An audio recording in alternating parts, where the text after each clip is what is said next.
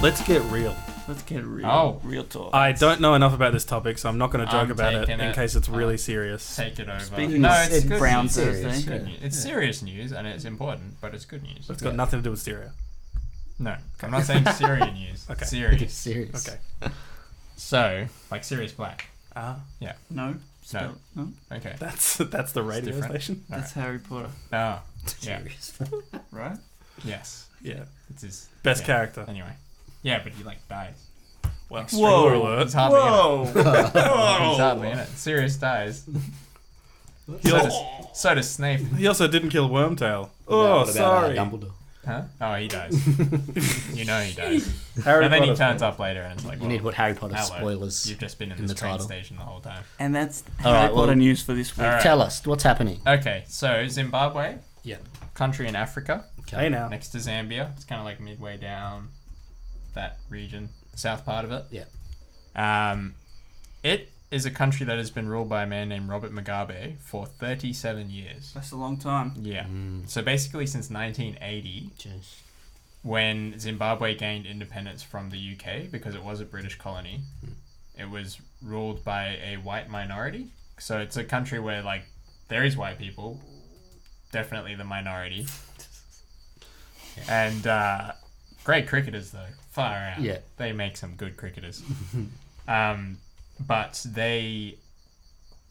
there was like a big conflict to gain independence. Robert Mugabe was one of the prominent fighters during that conflict. So he Right. was one of the leaders of that movement. Hmm. So him and other independence like fighters were the ones who basically took power after the British were kicked out in 1980. So back then he was pretty popular. Everyone's Yeah, like, no. woo. Yeah, massively. And also, Zimbabwe is a country where respect for elders in general is massive. So if you apparently if you go into a house, it's like a young person will go and greet every single older person and ask them how they are. There's there's a lot of things they have to do to show respect to older people. If you want a good video, look up Celebration Zimbabwe. And it'll come up. It'll be like the first couple of. It's great videos coming out basically from Zimbabwe because this guy's been in charge for 37 years. He obviously started off pretty popular, but 2 years after he took power, another independence fighter who was also kind of had a lot of power, he basically dismissed him, and then there was a big crackdown in that guy's hometown, and they accused him of killing and bashing thousands of people. So there's personally. No, well, his militias and right. people who support him, obviously. So his whole reign, basically, there's been this sort of undercurrent of suppressing opposition, beating up opponents, controlling elections so they don't have free and fair elections. Even if they do have elections, they win the elections. His party, the ZANU-PF party. So as you can see on the video, if you're watching live, there's just people cheering in the streets because what happened at the start of November is Robert Mugabe tried to fire his vice president or his deputy, Emerson Mnangagwa. It's really hard to say. It's got an M and an N at the start, and then it's just game over. Mnangagwa. I don't know. Johnny Mnemonic. He's a bit racist for this, so just gonna keep quiet. Anyway, but basically he accused him of being disloyal at the start of November. But the reason he did that is because the other person who has heaps of power is Military dance. is his wife, Grace Mugabe, who's 40 years younger than him. Robert Mugabe is 93 years old. Very old, right? But he's been in power for 37 years. 93. Is he still going? Is he walking around? Yeah. Reasonably well. You can be that old and still functional. Good on him. Yeah. He's really wealthy because he's obviously corrupt and has a lot of power and money, so he's probably got a very good standard of living. That's true. But anyway, his wife's way younger than him. He was his former PA, and while his first wife was dying of cancer in the 90s, he basically hooked up with this lady. Heavy. But the military don't support her. They were very good friends with the other guy, Emerson.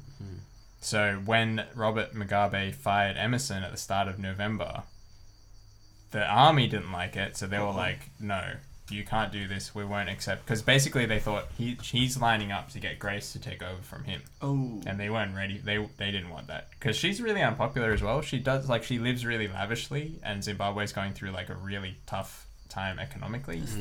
They were the country with the hyperinflation, where you're carrying like where the money is like basically worthless, so you're carrying like $1 billion notes that don't buy you anything. Yeah. So they've switched to the American currency, actually, so they use US dollars because it's the only thing that's stable. Is that good for America or bad for America? It's kind of nothing for America. Right.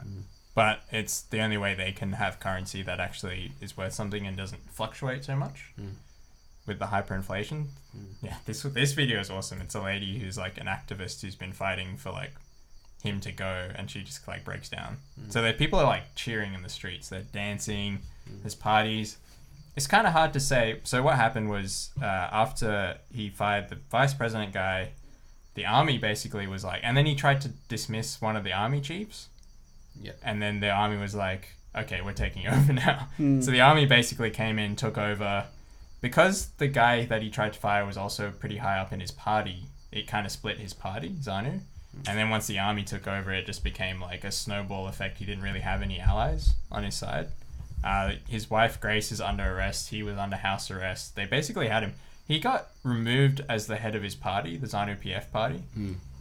But he just pretended it didn't happen, and he kept like announcing things like, "We're gonna like as if everything was normal. Everything's good here. Yeah, nothing to see here. He's been dismissed from his party. 8 out of 10 of the like different regions for his party had voted to get rid of him as like the head, and then the Parliament was basically starting impeachment proceedings against him. And then there's this great if you find this video, it's awesome. They're about to start discussing impeaching him, and the opposition is on board, his party's on board, like everyone's on board, it's gonna happen. And then the Speaker of the House comes up and he just starts reading from a letter, and he's like talking about when it was dated. I've received this letter, it's dated from here. This is a formal letter of resignation. And as soon as he says resignation, the entire place just turns into the biggest party. Like everyone's screaming and dancing and stuff. This is their parliament. And then apparently word kind of leaked out really slowly through word of mouth and messaging and stuff. And then everyone just came into the streets to like basically have a big party because they're so happy that they didn't think it was possible. Yeah. So you might have already said this, so forgive me. Was he just like the worst, like in terms of like oppressiveness, or was it just a really he was pretty bad. So like the opposition actually won elections in 2008, and then he basically like bashed them into submission, and then they had like a power sharing agreement after he lost elections in 2013, I think, but it didn't really work. Maybe it was earlier than that, or maybe it was like 2013. Basically, the opposition leader called Morgan Tsvangirai was like, this isn't working, because he'd won the elections, but didn't really have any power. Ultimately, they still don't really have power. The only reason this has happened is because his own party. There's also a really influential organization which are war veterans from the Independence War, and apparently they turned against him last year and called him a tyrant. It was basically because the army and his own party rejected him that he didn't have the ability to stop this from happening. So when he bashed the opposition, or was that through the military? Yeah, it would have been military, and then like police as well. He controlled police, the military. There'd be militia who support him, party members who support him. Yeah. There's a great Netflix documentary that I watched the end of. I think it was from maybe it's 2016 or 2015. They actually went on an exercise to try and write a constitution for Zimbabwe. Yeah. And part of the exercise was one guy from the opposition party and one guy from ZANU PF went around to all the towns and villages with helpers and were getting advice from each of those places as to what they wanted in the constitution. But what was happening was the government guy, the guy on the ZANU PF side, was organising to have lots of his own supporters, and the police were coming beforehand and like bashing anyone who turned up who wasn't their supporters. Yeah.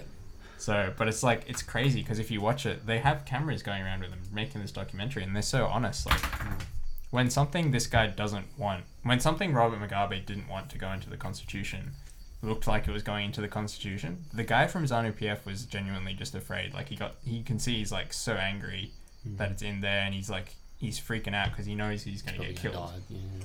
Because that's his job. It's an awesome documentary. It's called Democrats. But it's So nobody's died in this recent thing. So that's why it's awesome. That's why people are dancing. Well, no, people are that dancing and because like they got rid of yeah. the guy who He's been probably Again. responsible for a lot of deaths.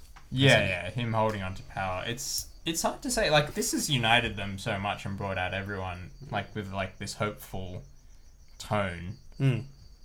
You'd like to think that it'll translate into, like, democratic freedom for them. Mm. But it's really hard to say because the army could just not give up power. The ZANU-PF would still be really powerful. And if they have the army on their side and the police on their side... Pretty hard. Yeah. That's everyone. Well, you saw footage there of even military people dancing. Well, yeah, but they're on the side of getting rid of him right now. Which is Seems why like it everyone's on that side. Yeah. So that's why pissed off the this people happened. he shouldn't that were Yeah, they really don't. They really don't like his wife. Yeah.